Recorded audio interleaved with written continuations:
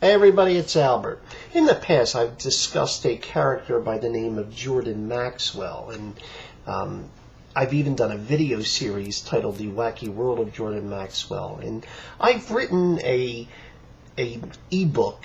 You can actually get it in paperback as well, but the ebook would obviously be cheaper, and you can buy it in both PDF or Kindle format, and I'll give links in the description box if you so desire, in which I pretty much just debunk a lot of Jordan Maxwell's material. Now, obviously, a lot of this overlaps with Zeitgeist for good reason, because Peter Joseph based the film on Zeitgeist on Jordan Maxwell's material, as I'll explain a little later. But for completeness' sake, I decided to put this together, and I'm doing this video to accompany it, which will cover some but not all of the material that's in the book. And the purpose here is just to critique Jordan Maxwell's ideas on religion, which is really what the book's about. Now, a lot of people may not be that familiar with him as they would be with, say, Acharya S., also known as D.M. Murdoch, or even Peter Joseph, who made the Zeitgeist film. But through his lectures, videos, books, and frequent guest appearances on radio programs such as Coast to Coast AM, Jordan Maxwell has actually exerted a great influence on those supporting such ideas. He played a key role in the popular revival of claims that all of ancient religion was rooted in astrology, as an idea sometimes called astrotheology, and in fact paved the way for people like Murdoch, Joseph, and Michael Tsarian, and others. In fact, it's really hard to imagine much of what has been discussed in conspiracy theorist alternative history circles concerning religion in the last few decades without Maxwell's presence. Although some of these later figures I mentioned may have overshadowed him in terms of popular appeal, Maxwell maintains a special place among the hardcore conspiracy theorists, and in his own quirky way was a pioneering figure. While Maxwell remains an influence within the conspiracy theorist subculture, he was never destined for mass market success. His videos are rather low-budget affairs in which he lectures an audience in a condescending tone.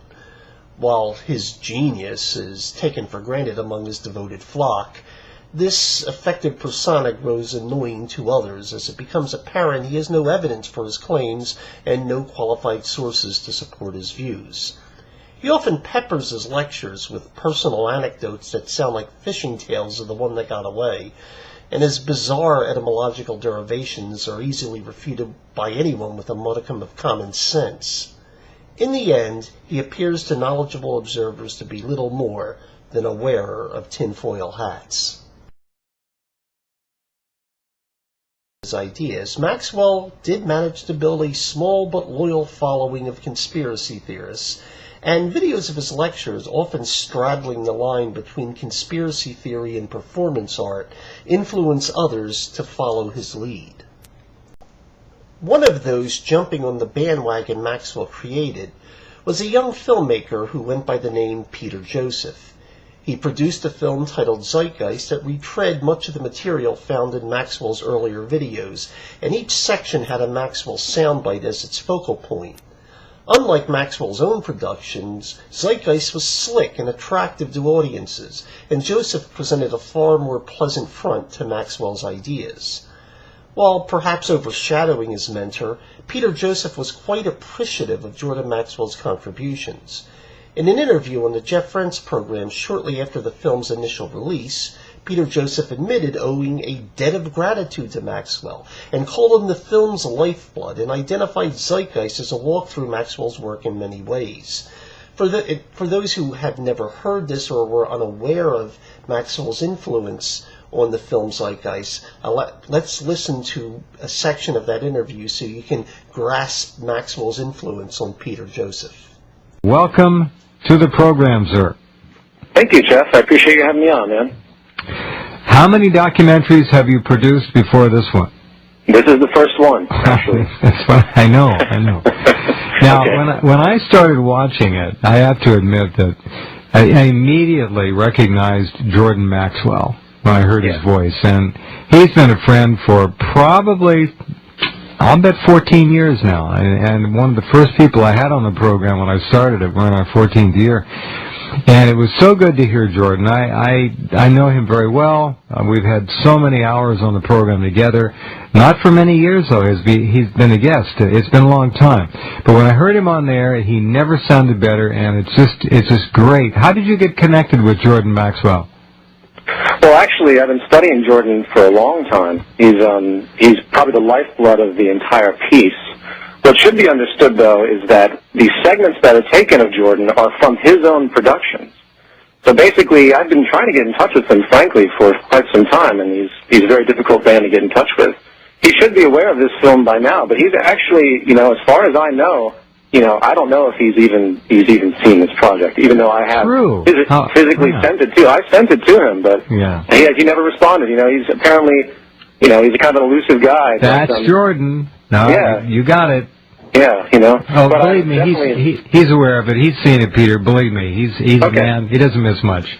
Right. But I've owed him a debt of gratitude because he is, as I said, the lifeblood of the piece.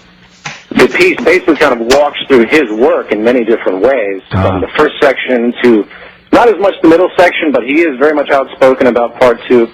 And the third section in regards to the corporation of the United States and just the way things have been operating and the takeovers. And was really proud how it actually worked out that I got to have him as sort of the central focal point, speech-wise, in each section. True. So I'm hoping to actually finally get in touch with him. I really love to talk to him. As you can tell from that interview segment there, clearly at that initial juncture at least, Peter Joseph was every bit as enamored with the conspiracy theories of Jordan Maxwell as he would later be with the economic ideas of Jacques Fresco. This comes as a shock to many fans and critics of the film Zeitgeist, as they often assume that Acharya S. was the major influence for the section on religion due to her assistance to Joseph in defending the film at a later date. It is quite clear, however, from both Joseph's early comments, as you just heard, and Murdoch's own description of her involvement in the project, that Maxwell's work was the inspiration, and Murdoch was called to assist in the final cut version of the film, as many of the film's accusations came rapidly under fire. So now that you have a little bit of background, let's move into tackling some of Jordan Maxwell's claims.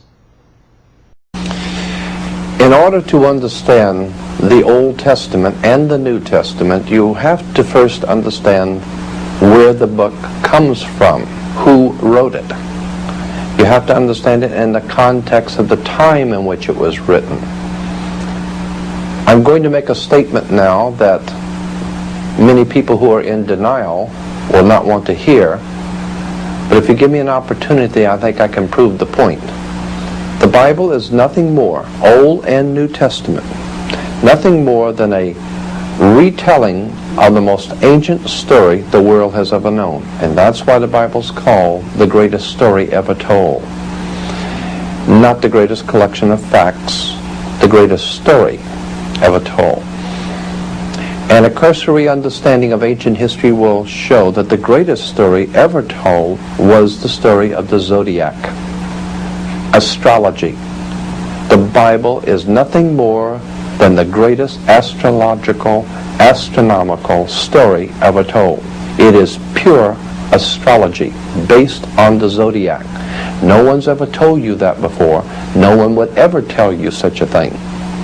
But the fact of the matter is, if you've done your homework, you're going to find that the Bible is nothing more than astrotheology. To tackle this, it helps to first have a little bit of understanding of the history of astrology. And there's a number of books I could reference if anyone's interested, where you can, probably if you're looking for a good introductory history of astrology, Tamsin Barton's Ancient Astrology would be the best place to start. Some of the books can be highly technical, but the Barton one is very, very readable, so I would probably recommend that. But they all pretty much say the same thing, because simply it's a matter of looking at the records themselves. Now, astrology itself, the idea of, having the heavens affect the earth and maybe worshiping heavenly objects. That goes back very, very far, probably sometime into prehistory. So we really don't. There's no way to have a firm date on that. The zodiac, on the other hand, well, that's not so old.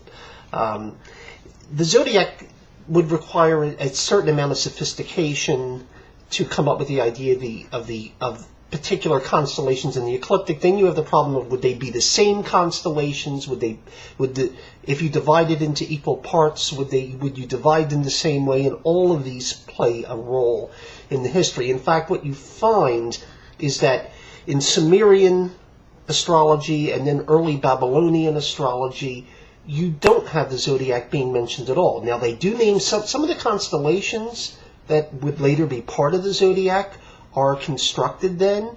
They say, oh, this looks like a bull, or this looks like something, or some of them would actually end up being associated with a different, something other than what we would associate with, but many of the other constellations are in all different, completely different configurations, and so even if they had thought of the ecliptic at that point, it wouldn't be 12 constellations at all. But at that point, they're not really interested in that as much as omens, things like conjunctions, comets, that sort of thing. So you don't really see an interest in anything like the zodiac at this early stage. Where the zodiac comes into play is in a Babylonian text titled the Mulapin. Now, the observations, it has been noted, the observations, this probably falls somewhere, as the observations made for this text are somewhere in the second half of the second millennium BC, so it's as we're approaching 1000 BC is when the observations were made.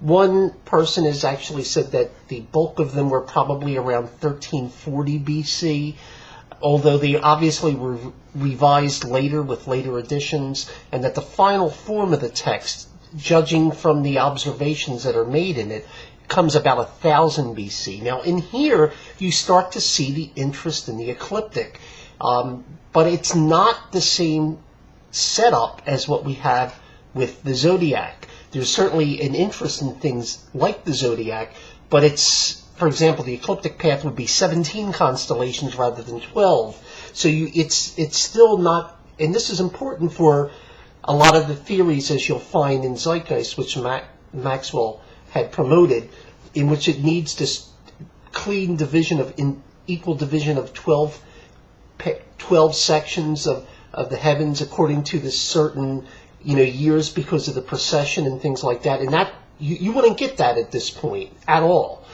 So right away you've got a problem. It is from this point, though, you can see now you have an interest in something akin to the zodiac, and then it develops over the next few centuries into something we would consider equivalent to our zodiac. In fact, it is in this later period, as we're getting into the second half of the first millennium BC, that you start to see an increased interest with the Babylonians constructing these almanacs of the night sky. And at that point, reconfigurations take place gradually, and by the time you get to 500 BC, you've got something equivalent to the zodiac that we're familiar with. However, at that point, they still don't have the heavens divided into 12 sections of 30 degrees. That comes a little bit later. But even then, what a lot of people don't realize is that the division of the sky they used then, in terms of 12 equal sections, is 8 degrees off from the division of the sky that we currently use, which is actually a completely modern construction. So, in fact, something, let's say, when they discuss things like the age of Pisces, well, it turns out Jesus would have been half a millennium too early for the age of Pisces under the division of the sky used in antiquity as opposed to the one used now. So this whole idea of the age of Jesus representing the age of Pisces is, well, rather ridiculous, even just based on that alone. In fact, if you see let's say, an astrologer, there was no difference at that point like Ptolemy, the great Egyptian astronomer, astrologer Ptolemy in the 2nd century, after Christianity had begun already. He's discussing how the sun rising on the spring equinox in the sign of Aries. Well, that wouldn't make any sense under the modern system, but it makes perfectly good sense under the ancient one. And that's basically, it's something known as that historians of science refer to as Babylonian System B, which is what we're discussing, which is what is in place at this point. And it's not the modern version, which is actually as I said, a completely modern phenomenon, and it has nothing to do with necessarily what people represented in antiquity. Now, some might say, yeah, but what about those Egyptians? Weren't they interested in the night sky? You bet they were. The problem is that they didn't use the zodiac at all, at least not until very late. They had an entirely different system based on something called decans, and you see this mentioned in lots of their texts. What you never see mentioned is the zodiac. It's just not there. Not at all. Until you get to the time following Alexander the Great, when he had conquered most of the known world, and in fact what you had was a bridging of many cultures under a Hellenistic umbrella, and the Greeks had adopted the zodiac from the Babylonians, and then when Alexander came, and after Alexander's death, one of his generals, Ptolemy, set himself up as pharaoh, and at this point you had this Hellenistic version of Egypt, and that's during the reign of the Ptolemies is when the Egyptians, they take the Greco-Babylonian system of the zodiac, because the Greeks had made adjustments to it, and then blended that with the Egyptian system of decans, and that became the foundation of what we would recognize as Western astrology. But this, of course, is happening in the Hellenistic period, long after the time of the New Testament. So, as you can see, there are historical problems trying to say that the Old Testament was based on astrology, or particularly the astrology of the zodiac, since much of the Old Testament was written prior to that time. So you have a simple problem of anachronisms. Having discussed the general themes, now let's move to specific examples he gives of passages in the Bible that he tries to give an astrotheological reinterpretation. In the book of John, in the New Testament, John 14:2, Jesus said, "In my Father's house are many mansions." Well, like many other scriptures in the King James, that was not correctly translated. In fact, it is not "in my Father's house are many mansions," because in fact that makes very little to no sense at all. How can you have houses or mansions in a house? "In my Father's house are many mansions" is correctly translated, "In my Father's abode are many dwelling places. In my Father's heavens are many houses." Well, of course, there's at least 12 houses in the heavens that we know of. In my Father's abode, the heavens, there are many houses. That's right, at least 12 houses of the zodiac. That's what was being said here.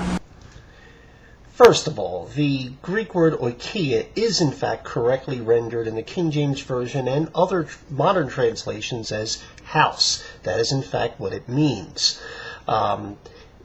Certainly abode is also acceptable, but you notice how Maxwell then switches it to heavens at some points where that's not what's being said at all.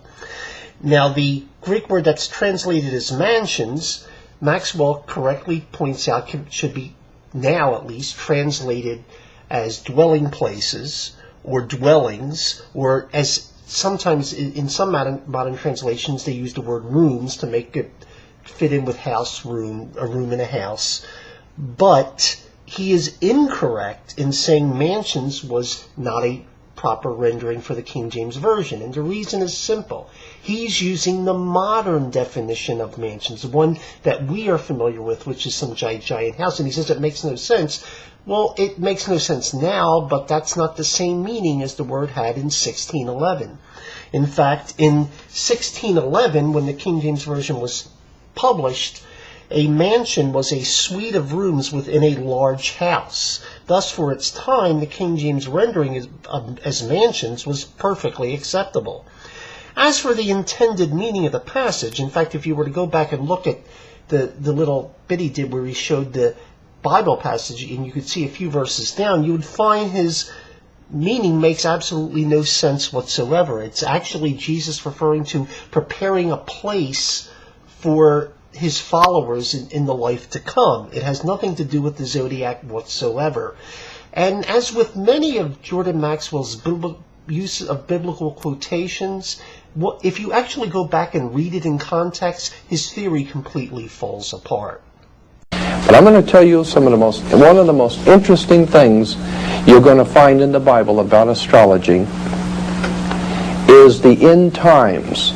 There's not a Christian program on anywhere that is not concerned with the end times, the last days, the end of the world. Jehovah's Witnesses are proclaiming all over the world that this is the end times. In fact, these are the last days. We are living in the end times. But the end times of what? If you understand that the Bible is nothing more than a retelling of astrology and the astrological zodiac, then you understand why it is that Jesus is referred to have fed his people and his followers. God's Son feeds his followers according to Matthew 14:17. We read, and of course this is a very old story. We've all heard about how Jesus fed his followers with 2 fishes. And with 2 fishes and 5 loaves, he fed his people. The 2 fishes are, of course, the 2 fishes of the zodiac, which is the constellation of Pisces. Pisces is always symbolized as 2 fishes. Consequently, God's Son, that thing that comes up in the morning, feeds his people on earth in the sign of the 2 fishes. Now, if you think we're stretching this point, just continue to listen. Jesus is referred to as the great fisherman, and of course that's why the Pope has the Pope's mitre, or the headdress of the Pope is the fish, from Dagon, the fish god, because Rome ruled the world for 2,000 years under the age of Pisces. Here in a Bible dictionary glossary, we read that the age of Aquarius, the astrological era, which will begin in AD 2740, predicted to be the new age of peace. The past 2,000 years is the Christian era, having been the age of Pisces. So what we're talking about is that's why for 2,000 years almost we have been living in the age of our Lord. And our Lord was pictured in the scriptures as being the great fisherman who fed his people with 2 fish. Pisces. It's very simple. Again, I need to point out that under the division of the sky in use in antiquity and not the one used in modernity, Jesus would have been at least half a millennium too early for any supposed age of Pisces. So that becomes a little bit ridiculous. And honestly, aside from the miracle of feeding 5,000, the fact that people were eating fish in first century Galilee hardly requires a special explanation if you know anything of the diet and locale of the region. And see, what he's done here is actually just taken one or more mentions of fish, again in Galilee, which is not particularly surprising that they mention fish in an area where fish is one of the major food staples, and has taken any mention of fish and isolated that and ignored anything else. For example, Jesus, if this mention of fish links Jesus to Pisces, then why doesn't his being called the Good Shepherd and the Lamb of God link him to Aries? Should not his being called the Lion of Judah link him to Leo? The possibilities are endless, and honestly, the appearance of bulls, rams, fish, and water in stories set in an ancient agrarian society hardly qualifies as something needing a special interpretation. Maxwell also mentions that Jesus was called the Great Fisherman. No, he actually wasn't. Nowhere in the New Testament is he referred to as a great fisherman, nor is he referred to even in Christian tradition as a great fisherman. In fact, in Christian tradition, Jesus is not considered a fisherman at all. If there's any appointment he's associated with, it would have been a carpenter, not a fisherman. Now, Peter, on the other hand, in Christian tradition is called the great fisherman, but that's not Jesus, of course. And the fact that something as well known as that Maxwell gets completely wrong indicates that he really doesn't know that much, because this is pretty basic stuff.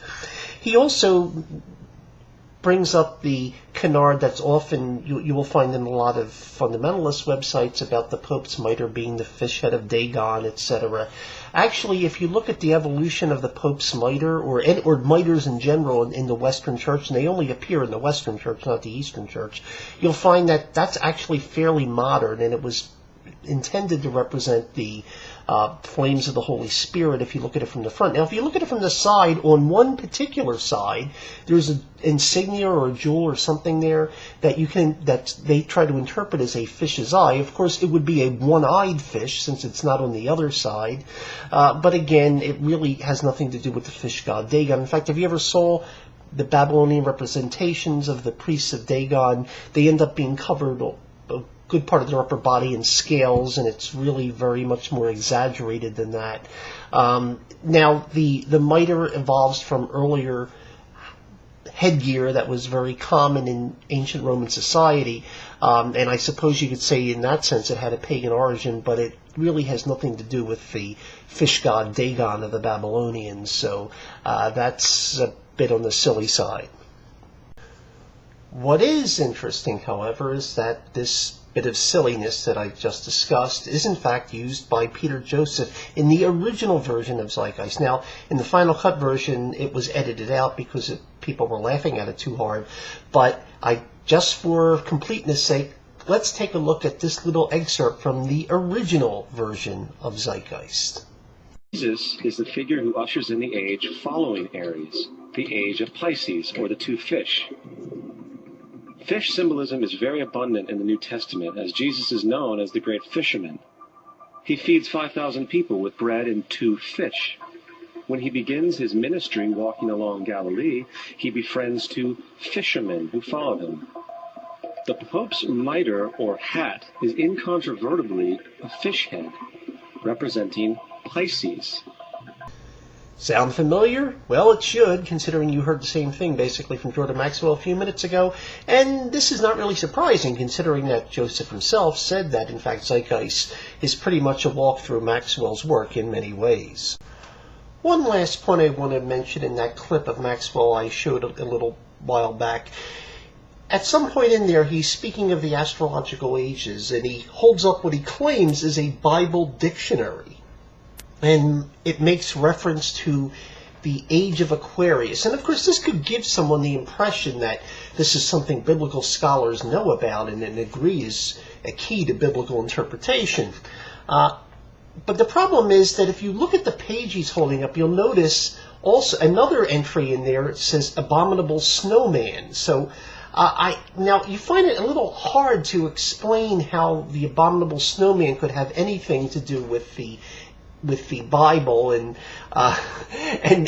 wondering what exact kind of book is this? Is this really a Bible dictionary at all? Well, it turns out it isn't. Actually, what he's reading from is by Cassette Keys, and it's called The Occult in the Western World, an annotated bibliography, and he's reading from a glossary in the back with different terms. So what's happened is that he's falsely identified this book he was quoting, and in fact he never mentions the title at all, to lead people to the idea that this was somehow a biblical reference work, when in fact it's an occult reference work, and has nothing to do with the Bible, and hence is obviously withholding information or making this book seem like it's a scholarly reference by biblical scholars, when in fact it has no connection with the Bible at all.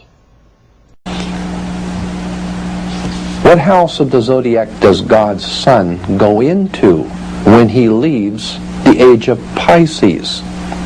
Because he's been in the age of Pisces now for 1991 years, he's getting ready, since each age is about 2,000, a little over 2,000 years long. What house will God's Son go into once he has served the last Passover, which is the last year, the last Passover in the age of Pisces, the last year in the age of Pisces? Where does God's Son go for the next 2,000 years? Well, of course, we understand he goes into the age of Aquarius. Well, the age of Aquarius, that evil astrology, the age of Aquarius is symbolized, if you can get any reference book, you will find the age of Aquarius is symbolized by the man with the water pitcher. The man with the water pitcher, or the water bearer. The water bearer. The age of Aquarius, the man with the water pitcher. Christians know that that is a terrible and evil sign that has to do with the New Age. But where did that story of the New Age and Aquarius come from? It comes from the Bible. God's Son, at Luke 22:10, when God's Son is asked by his 12 apostles as to where he will go to the next, after this 2,000 years of the great fisherman, or the fishes, is over, where will he begin his new kingdom? He says at 22:10 of Luke, and he said unto them, Behold, when you enter into the city, there shall a man meet you bearing a pitcher of water. Follow him into the house where he entereth in. We're talking astrology here. Behold, when you enter into the city, there shall a man meet you bearing a pitcher of water. That's right. The man bearing a pitcher of water is Aquarius. It's very simple. As with most of Maxwell's interpretations of Scripture, if you actually go back and read the verse in context, it pretty much dooms everything he's saying. And what I'd like to do is I'm going to read that verse in context, beginning, the verse he chose was Luke 22:10, but I'm going to read beginning at Luke 22:7 so you get the actual context of the story. And here's how it begins. Then came the day of unleavened bread, on which the Passover lamb had to be sacrificed. So here the context is it's the evening of Passover. And it's not the last Passover before the age of Aquarius or anything like that. It's the Passover that evening, an evening 2,000 years ago. Continuing. So Jesus sent Peter and John, saying, Go and prepare the Passover for us, that we may eat it. They said to him, Where will you have us prepare it? So again, this has nothing to do with some date far in the future. It's the Passover meal that evening, an evening 2,000 years ago. Continuing, he said to them, Behold, when you have entered the city, a man carrying a jar of water will meet you. Follow him into the house that he enters. And this is where Jordan Maxwell cuts off. Now, what I want you to notice, though, is that he's not saying anything about this particular. Remember, this man that they'll meet is supposedly the person Jesus wants him to talk to, because he's Aquarius, he's the ruler of the next age or something like that. But listen to it in context. Behold, when you have entered the city, a man carrying a jar of water will meet you. Follow him into the house that he enters, and tell the master of the house. So in fact, the guy with the jar of water isn't the one Jesus wants him to meet. He's a house servant. That's it. Once they go into the house and meet the master of the house, the guy with the jar of water, he's out of the story. He's nothing but a house servant.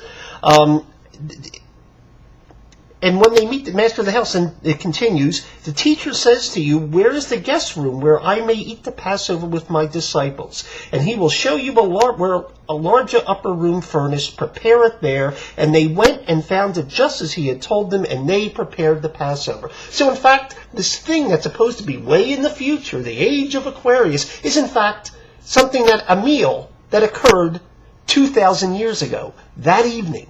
It has nothing to do with the coming age of Aquarius. What it actually had to do was preparing for the Last Supper.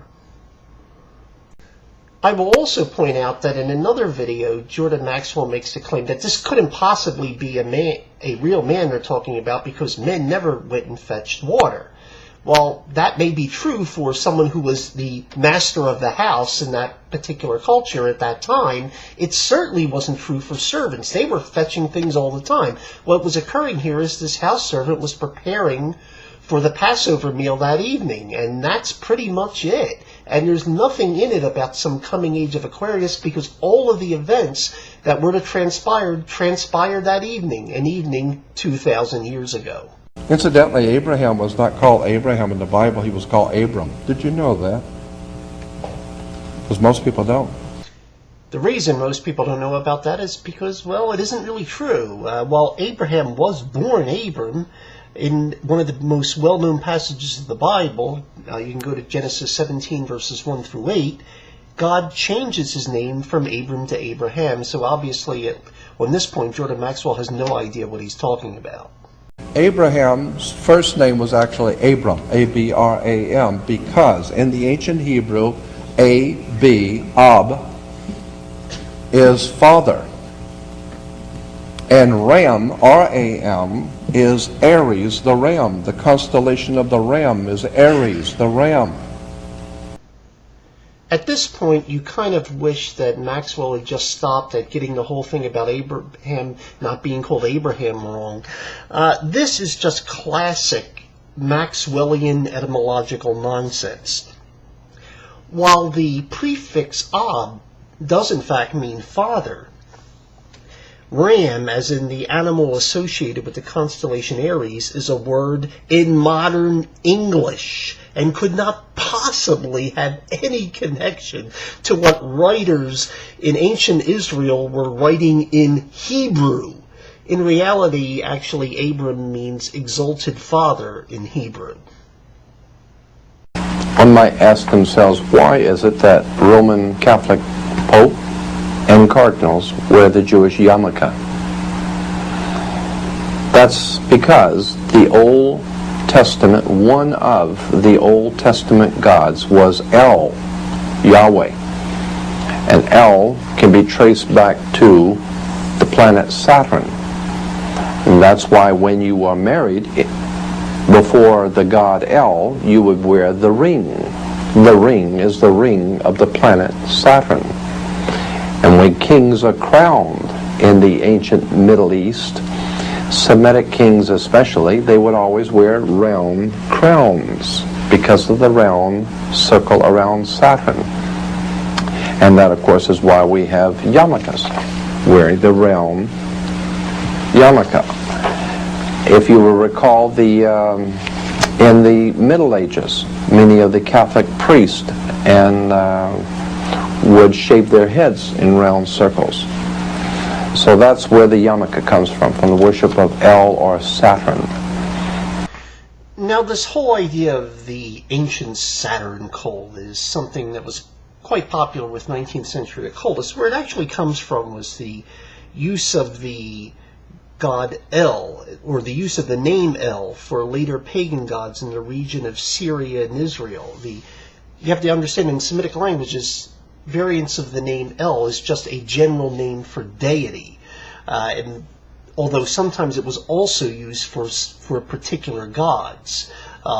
Even when used as the name for a specific god, it doesn't mean it's the same god as being used somewhere else with a variant of the same name. In fact, the L's from place to place and time to time vary. Now, after the conquests of Alexander the Great and the Hellenization of the entire region from Persia to Egypt, it was quite natural to equate, say, El, when El was, let's say, a father of a pantheon, with Kronos, the father of the Olympians, who, of course, in the Roman form is Saturn. and thus link this Semitic god with a planet associated with Kronos, of course, again, Saturn. However, this occurs in the Hellenistic era, long after the period under discussion by Maxwell. Hence, the entire idea is completely anachronistic from the start. The other problem is that this, as I pointed out, the name El, or variants of it, can refer to different gods in different places. If we can't even equate pagan gods named El with each other, the identification with that of Israel is even more strange. Just because two figures in two different places are both called God does not mean they are interchangeable. While each of the people in the region may have used variants of El as a name for a god or as the general name for deity, to equate them over time and place is an amateurish error. But even more amateurish is the linking of customs such as wedding rings and yarmulkes and tonsures to the rings of Saturn, because in fact the rings of Saturn are not visible with the naked eye. The first person to actually notice Saturn had something going on there was Galileo in 1611, when he looked through the telescope at Saturn and saw bulges but couldn't really identify what they were. It wasn't until even years after him that someone was able to say, Saturn's got rings. Of course, that's a little bit too late to affect, say, the Roman custom of wedding rings, or the medieval tonsure, or the even earlier than the Roman period, the Jewish use of yarmulkes, or anybody's use of such a hat. It just is completely anachronistic and totally ridiculous. And then, of course, there was Saturn, or the old Ugaritic god El. Saturn was infiltrated in the later days and becomes known as El, which is where we get Isis Ra-El, I-S-R-A-E-L. Israel is Isis Re-El, the Ugaritic god. Saturn. So, is it true? No. First of all, Isis is actually a Greek transliteration of the Egyptian name Aset, so it's not really Isis at all. But putting that aside, the other problem is that Israel, which actually in Hebrew is Yisrael, is Hebrew for he who struggles with God or he who fights with God, and you can actually read what it's about in Genesis 32 verses 22 through 32. It's beyond silly what Maxwell's done here, but it's pretty much par for the course. Saturn was referred to as El, E-L. El was the god Saturn in the old Phoenician Canaanite system. And consequently, anyone that promoted the worship of El is where we get the word elder. You become an elder because you are worshiping El. And when you worship El and become an elder, then how did you get to be an elder? You got elected. So therefore we have elections. Now that you have been elected to be an elder, now you are one of the elites. Why? Because now you have moved up, like in an elevator. You are now moved up in society. One way you can tell crackpot etymologies is that they tend to think that just because words in different languages share sounds, it doesn't. They must be connected. Just because, well, you want them to be connected. That it doesn't really matter if they're from different language families or any separation across time and place or anything like that. It just doesn't really matter. They're obviously connected. Well, no, not really. In fact, the word elder comes from the Old English eldra, and some of the other words you mentioned come from the Latin eligere, and none of them are at all connected to the Semitic El at all. Completely. They're entirely different language families. See, what people like this don't understand is that there's only a finite number of sounds that the human can make and speak. There's only so many sounds we can make, and so they tend to get repeated. The M sound gets repeated all over the place in every language of the world. And, the easier ones to use are going to get repeated a lot. No, there's no, I'm sorry, but there's no connection between El and elder and elite and all of that. It's just complete crackpottery. First book of the Bible is called Genesis. The reason it's called Genesis because in Egypt they had a book that they called the Book of the Dead, or the Book of the Coming Forth by Day. It was also alternately known as the Book of Gen, G-E-N, Ices. Gen Ices. Not Genesis, Gen Ices. Genesis is nothing more than the Hebrew interpretation of the original Egyptian Genesis. Genesis, Book of Beginnings. Okay, this one is so completely ridiculous, it's probably not really worth responding to, except for the fact that I've had people argue this point with me. First of all, there is absolutely no evidence the Egyptians ever called the Book of the Dead by the title, the Book of Genesis. In fact, there's no evidence they ever called anything by that title. Another glaring problem with this theory is obvious to anyone who knows Hebrew, namely that the word Genesis is not Hebrew. So it would be difficult for Genesis to be the Hebrew rendering of anything. The word Genesis, in fact, is Greek, and the book was originally given this title in the Septuagint translation of the Old Testament. The Hebrew name for the same book is Bereshit, which, as one can understand, is far more difficult to sound like anything Isis.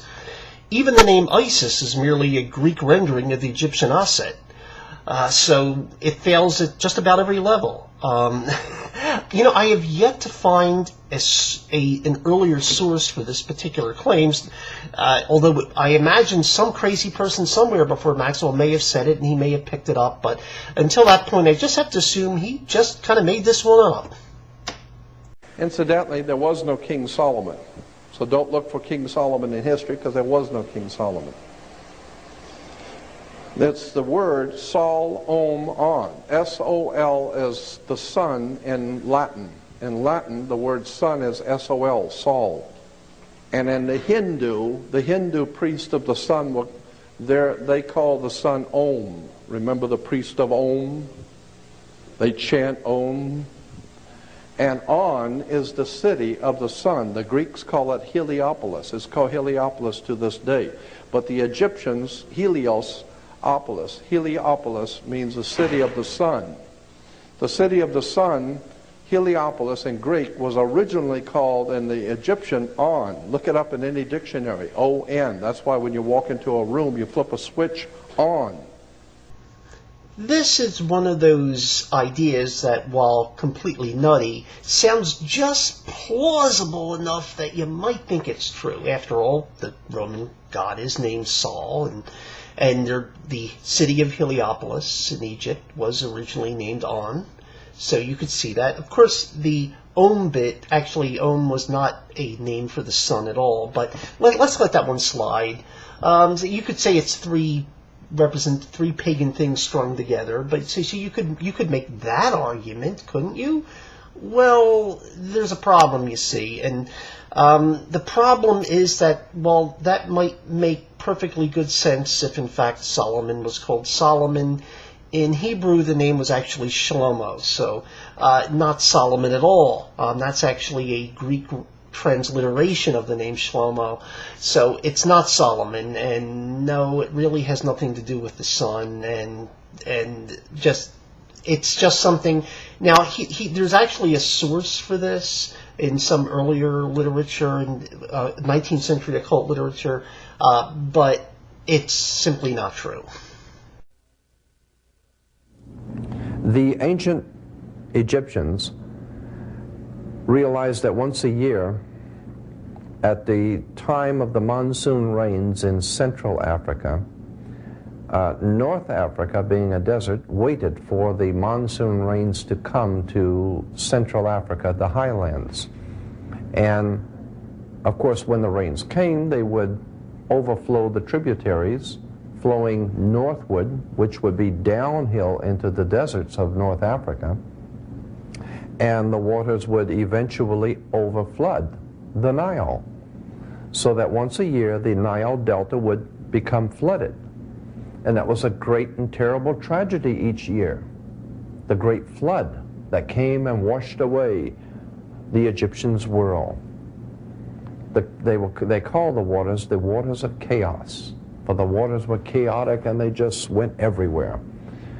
And while the waters of chaos were terrible and destructive, they also brought new life. Because without the waters of chaos coming, the deserts would be totally dry and nothing would grow. So they realized that the waters of chaos were a blessing, in fact, that brought new life.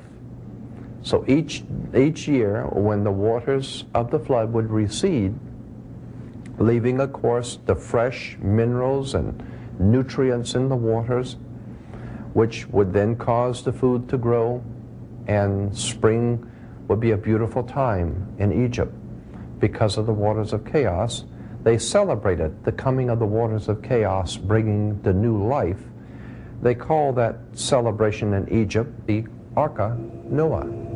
Not the Ark of Noah, but Arca Noah. The Arca Noah celebration was the coming of the great flood that washed away the old world and brought new life, and therefore Egypt was born again. Okay, so here we have another etymological nightmare. First of all, there is no record of any celebration or anything else called the Arca Noah in Egypt. In fact, the idea that anything with that name might be the root of the Noah story as an Ark of Noah is itself absurd, since the alleged similarity, sounding like Arca Noah versus Ark of Noah, has a problem. Namely, that Ark of Noah is, again, modern English. Apparently, Maxwell seems unaware that the Old Testament was not written in English, but actually in Hebrew. The Hebrew would be Tevat Noah, which doesn't sound that much like Arca Noah, even if such a celebration had existed in Egypt. Interestingly, Maxwell could not keep his story straight, even within the context of his own material. On another occasion, he claimed the term Arca Noah was not Egyptian, but from India, and hence was not written in Egyptian, but actually in Sanskrit, and it meant the wet moon that signaled the rainy season to begin in northern India. So that pretty much tells you how consistent he is with his material. Of course, his reliability in Sanskrit is not any better than his reliability in Egyptian. Jesus is called the Lamb of God. The Lamb of God that takes away the sins of the world. Now, you talk about an old concept and an old motif. That certainly is. Virtually all the ancient religions in the world had a Lamb of God that takes away the sins of the world. As a matter of fact, the Buddhists today, a very ancient priesthood, far in excess of Christianity, existed in the Himalayan mountains, where the Buddhists have a religious leader called the Dalai Lama. Dalai comes from the Latin word meaning God. Dalai, God.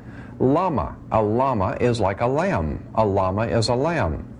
Therefore, the word Dalai Lama is God's lamb that takes away the sins of the world. It's a very old and widespread concept.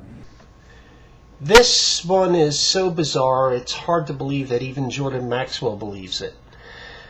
First of all, while Buddhism certainly did precede Christianity by centuries, this does not mean that every form of Buddhism did. In fact, the group that follows the Dalai Lama actually began centuries after the founding of Christianity, and the first Dalai Lama appears sometime in the 12th century AD. So that right away you can see some problems with his theory, but it gets even stranger when he works in the etymology of the Dalai Lama. First of all, ask yourself, why would the Buddhists in Tibet care about a Latin word for God? Are there not perfectly good words for deity in Tibetan or in the Sanskrit language from India where Buddhism began? The claim is so ridiculous, it's beyond even refuting. But it gets even worse when we turn to how he describes the word llama. Now, I sort of go back and forth. I'm not sure if he's meaning that the word lamb and llama sound alike, or if he's saying that the animal we call a llama is like a lamb. Whichever he means, both are completely ridiculous. The word lamb, of course, is modern English, so I doubt medieval Buddhists were overly concerned with a language that did not yet exist. As for the llama, that animal did exist, but it existed in South America, and South America had not. There was no contact with South America at that point in the 13th century, so I really doubt that had any influence. In reality, the term Dalai Lama derives from languages native to the region, and it simply means ocean of wisdom. I find it to be amazing that so many people in this country give lip service to God. They talk about God, they talk about the presence of the Almighty, and have no concept in the world where the word God comes from. Have no concept in the world where the theological ideas and concepts have come from in the Western civilization. God is simply the word dog spelled backwards. This is why churches have dogma. You need to understand that God, the root word for God coming out of Europe, is Goth in German, G-O-T-H, which gives us Gothic cathedrals, Gothic architecture. That's German for God. In Scandinavia, the word is not Goth, it's gut, G-U-T. So when you say, I got a gut feeling, it's like God's telling me something. Its gut is Scandinavian for God. You go back to the word God, because I say God is dog spelled backwards. Why? Because in the ancient Egyptian religion, the most powerful divine being in all of Egypt was Osiris. And Osiris said that the gods who came from the star system of Osiris, or the star system of Sirius, came to this earth. This was the teachings of the ancient Egyptians, that the gods, aliens if you please, came from another world called Sirius, and they came here and set up a divine arrangement in Egypt. And this is where we get the word sir. Yes, sir, comes from Sirius, Osiris. And today we know that Sirius is called the dog star. Okay, let's follow the connections. Osiris, Osirius, Sirius, dog star, dogma, dog. God is dog spelled backwards.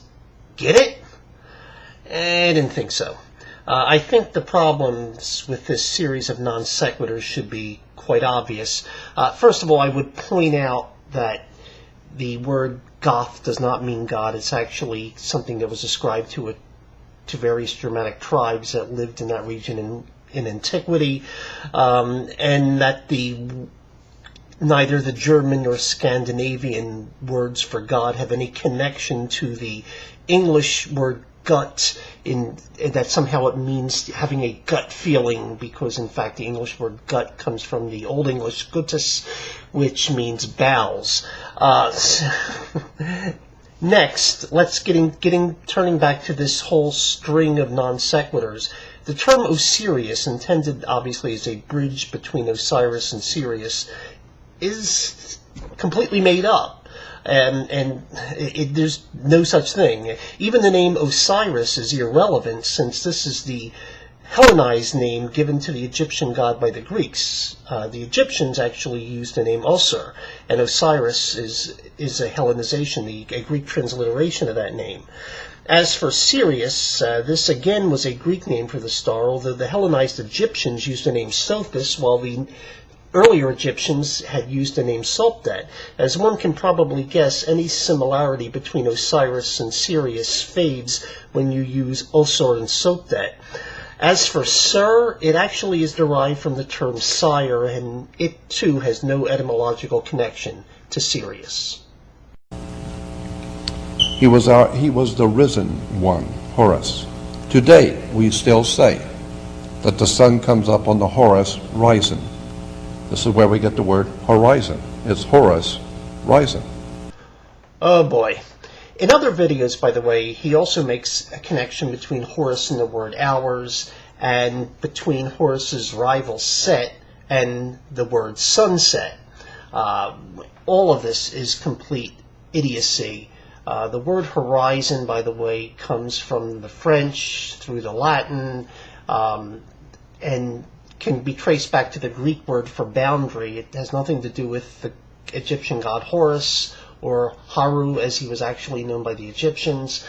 And the term, and the same goes for hours, it has no connection to Horus. And of course, the term set in English is simply a word that means descend, as rise means ascend. So you have sunrise, sunset. Sun rises, sun descends.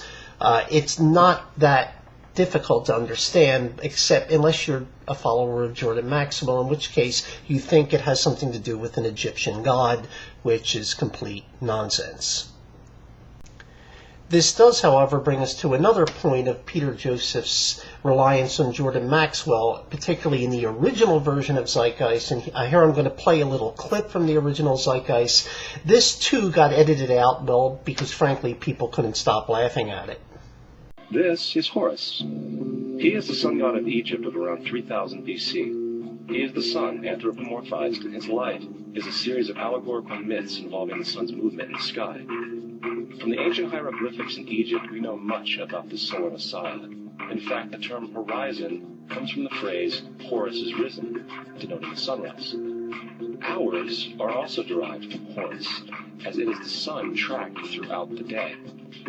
Also, the term sunset comes from this mythology, as Horus's evil brother was known as Set, and Set was the personification of the darkness. In fact, every morning Horus would win the battle against Set, while in the evening Set would conquer Horus and send him into the underworld, hence the term sunset.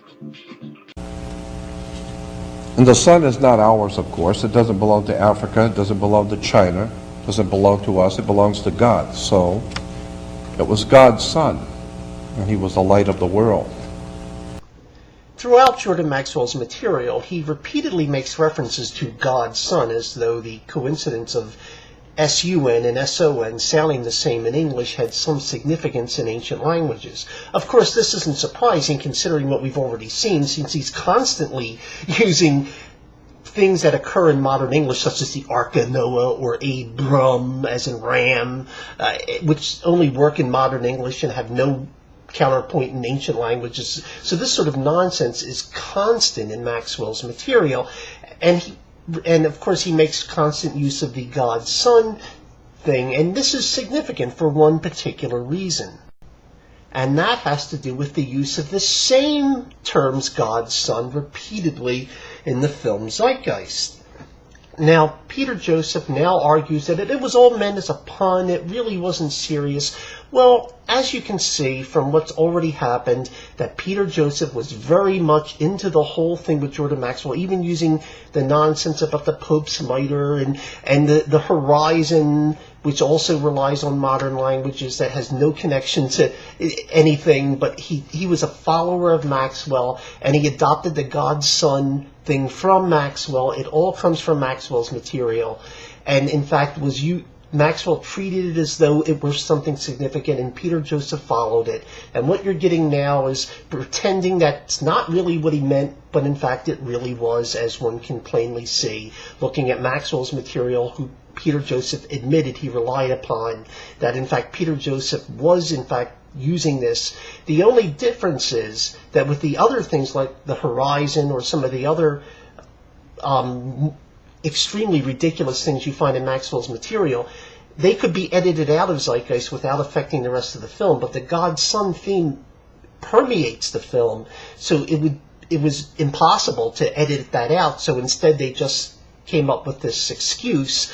But in fact, as you can see, it really isn't true, that in fact he really did believe it to be significant, and the blunder and incompetence is quite apparent.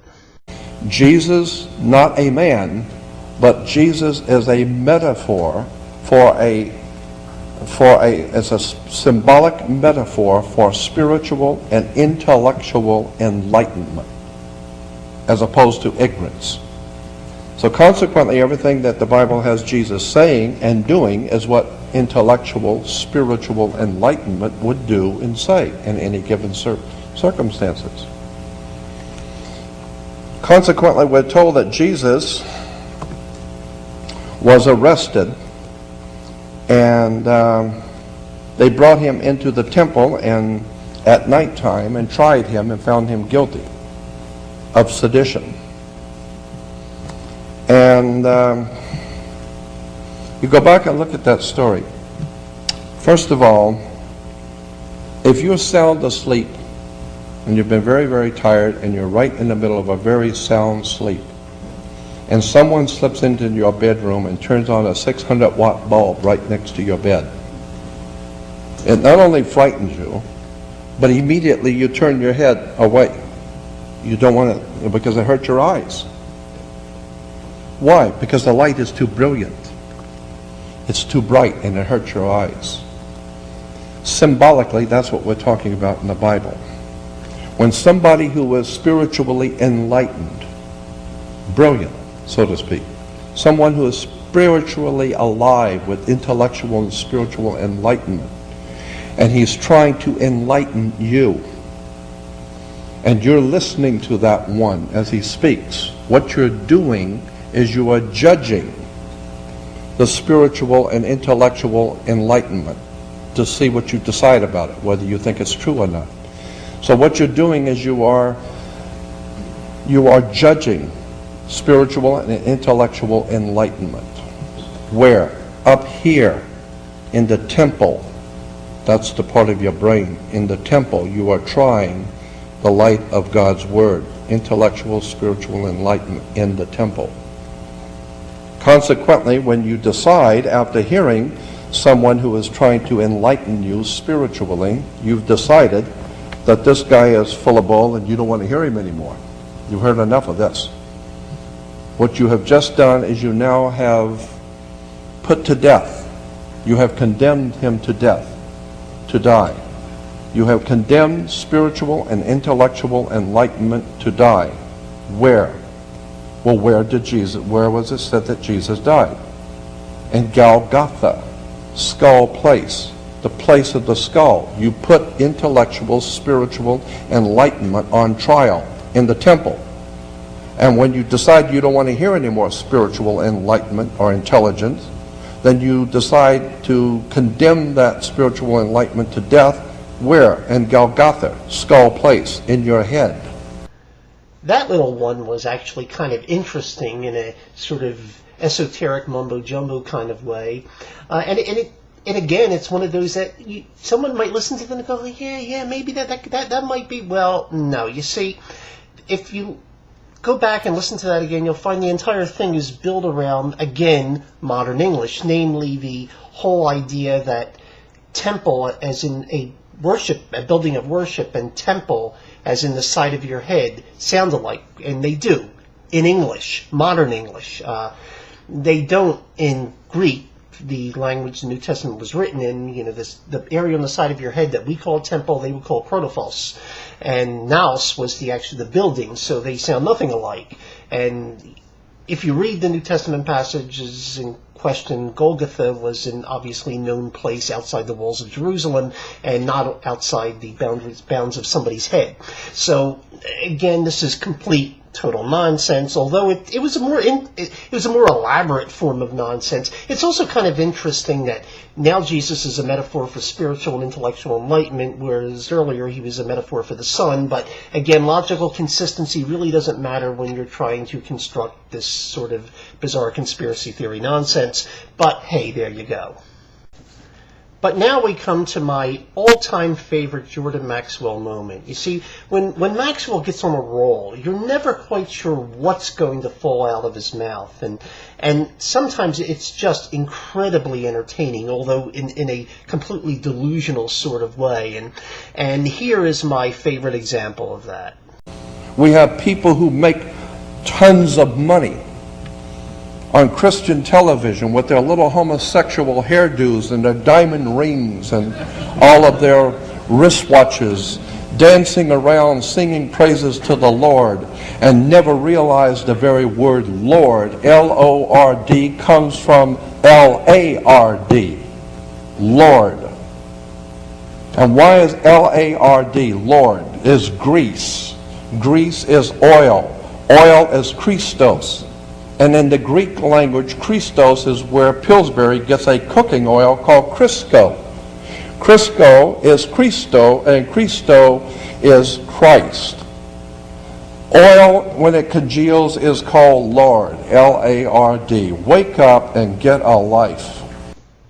It is moments like that that are golden for those who study conspiracy theorists. I mean, that is truly performance art. It's also so insane you barely know where to begin. Well, first of all, the words Lord and Lard are not etymologically connected, but you probably guessed that. Lord descends from the Old English laford, which means the master of a house. Lard derives from the Latin lardum, which means, well, the same thing we think of as lard, basically animal fat. The grease from animal fat, grease from fat, is not the same as oil, which usually derives from plants. Oil is not Christos either. The latter means anointed and was used as a translation of the Hebrew Mashiach in both the Greek Septuagint translation of the Old Testament as well as the New Testament. The Pillsbury brand name Crisco refers to crystallized cottonseed oil, which is what was the major ingredient until it would later switch to various vegetable oils during World War II. Crisco has never been made from lard. It actually was intended as a replacement for lard in cooking. And as I mentioned, it has no association with the Greek Christos or Christ. So what does this mean? It means what you just saw was complete nonsense, but brilliantly done. These days, Maxwell does not appear to be nearly as active as he was some years ago. In a lot of ways, you could probably say that Zeitgeist, although it certainly brought his ideas to a much larger audience than he could have ever imagined, also in many ways proved to be his undoing. You see, years ago, when Maxwell was bouncing around the conspiracy theorist subculture circuit, his ideas were not really given any major scrutiny. They weren't vetted at all. And so among conspiracy theorists, they were just lapping the stuff up. It's after Zeitgeist when suddenly a larger audience and then responses to the film come that the ideas, although a lot of people didn't realize they were Maxwell's ideas, the ideas themselves came under scrutiny and were exposed. And even people at that point who were trying to reconfigure these ideas to defend them started moving away from Maxwell's material and trying to find other sources to somehow defend the ideas. And Maxwell more or less got lost in the process. He's not really at the forefront of this anymore. He's really in a lot of ways a follower. Where a lot of the things now, he's even using slides that appear to come right from the Zeitgeist film, and and now he's brought other things into his conspiracy theories. He's jumping on new bandwagons.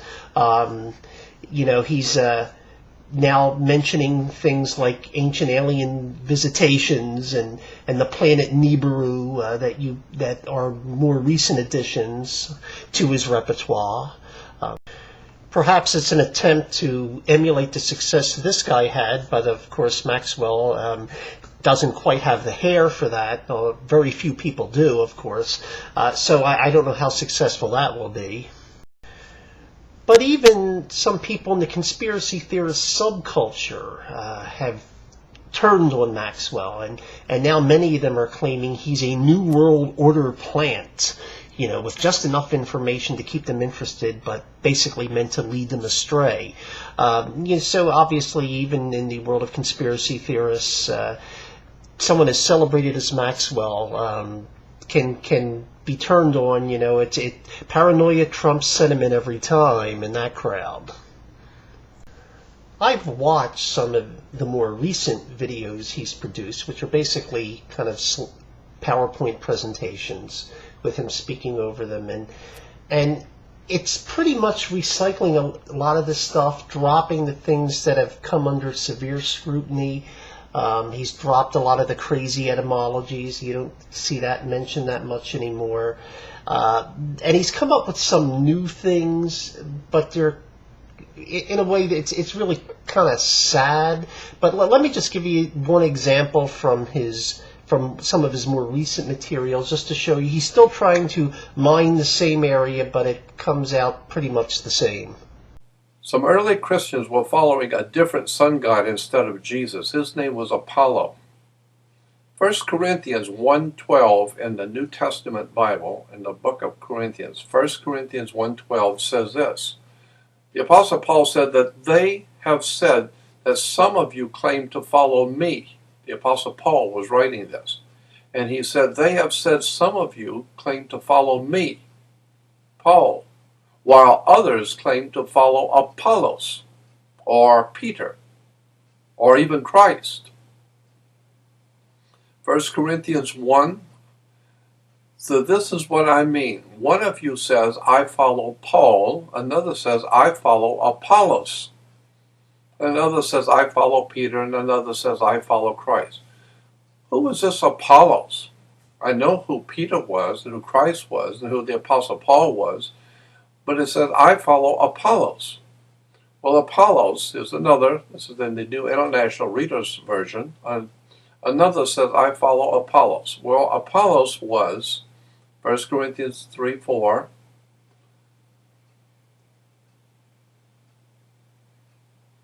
Apollos was a sun god. You see, he's holding the sunflower. Apollos was a sun god. Others claim to follow Apollos. So it's saying that in the early Christian congregation, there were some who were following Apollos, the sun god. So, after all these years, that's the best he can do. As I said, it's kind of sad.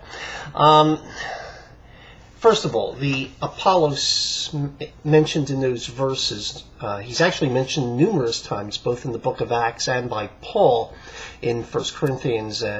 He's actually a Christian from Alexandria. He's someone who was not born Christian but accepted and later became an evangelist. He's mentioned numerous times in 1 Corinthians, as a matter of fact, where it's quite clear he's one of the Christians and not a Greek solar deity. The name Apollos was not that unusual in late antiquity, by the way, to point that out. For example, in Paul's closing instructions, in the very letter he's speaking of, 1 Corinthians, he writes, now concerning our brother Apollos, I strongly urged him to visit you with the other brothers, but it was not at his will to come now. He will come when he has an opportunity. Well, from that it's pretty clear the Apollos he's mentioning is quite human, and in fact one of the early Christians. Yet, despite it being in the same letter, it does not seem to have entered into Maxwell's equation on this issue.